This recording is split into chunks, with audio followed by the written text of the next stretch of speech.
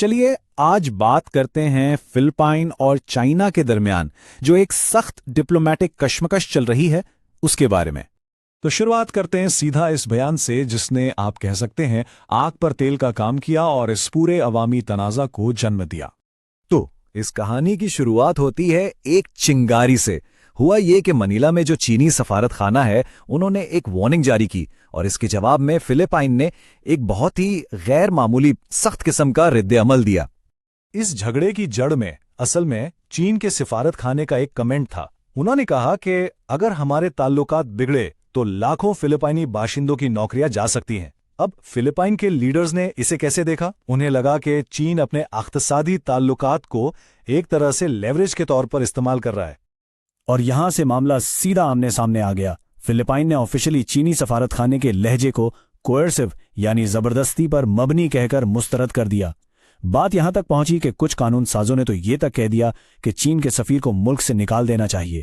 لیکن یہاں ایک دلچسپ بات ہے، یہ جو لفظی جھڑپ ہے نا، یہ اصل میں ایک بہت پرانے اور بہت گہرے تنازع کی صرف اوپری سطح ہے۔ تو بنیادی اختلاف ہے اس وسیع و عریض سمندری علاقے پر، اور یہ کوئی معمولی جگہ نہیں ہے۔ یہاں فشریز ہیں، اہم تجارتی راستے ہیں اور ممکنہ توانائی کے وسائل کا تو خزانہ ہے۔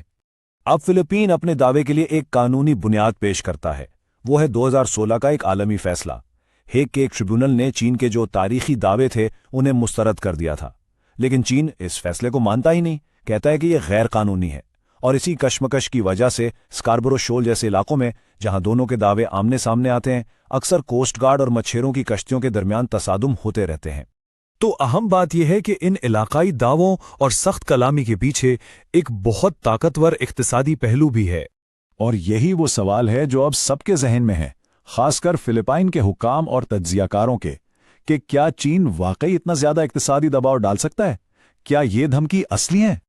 دیکھیں، اس حقیقت سے انکار نہیں کیا جا سکتا کہ اقتصادی تعلقات ہیں تو گہرے ہی۔ فلپائن اپنی بہت سی ضروری چیزیں چائنا سے درآمد کرتا ہے، خاص طور پر تیار شدہ پرزے جات جو ان کی شمسی توانائی اور توانائی ذخیرہ کرنے جیسی صنعتوں کے لیے بالکل ریڑھ کی ہڈی کی طرح ہے۔ لیکن کہانی میں ٹوسٹ یہاں آتا ہے۔ ہاں، تجارت تو ضروری ہے، لیکن جب ہم اعداد و شمار دیکھتے ہیں تو پتہ چلتا ہے کہ چین کی جو براہ راست سرمایہ کاری ہے نا فلپینز میں، وہ امریکہ جیسے دوسرے شراکت داروں کے مقابلے میں کافی کم ہے۔ تو پھر سوال اٹھتا ہے کہ چین کی دھمکی میں اصل میں کتنا وزن ہے؟ تو جب اس اقتصادی دباؤ کی اصلی طاقت پر سوال اٹھ گیا تو پھر اس پورے معاملے کو ایک بڑے فریم میں دیکھنا پڑتا ہے، ایک ایسا فریم جس میں عالمی سپر پاورز بھی شامل ہیں۔ اور یہاں انٹری ہوتی ہے امریکہ کی۔